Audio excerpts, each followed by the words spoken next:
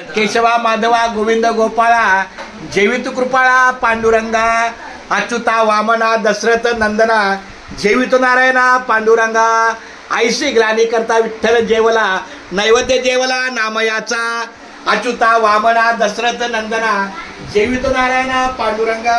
आमच्या जना सकू माऊली, आता मला नाव आणि आडनाव काय माहित नाही, पण ते 2 वर्षापासून मला जना माऊली म्हणजे आमच्या त्या दुसऱ्या बाई आणि या सकू माऊली आपल्या दिंडीच्या कार्याला कधी सेवाभावी वृत्तीनं सहकार्य करतात म्हणून त्या सकू माऊली आणि त्या जना माऊली 2च माऊली.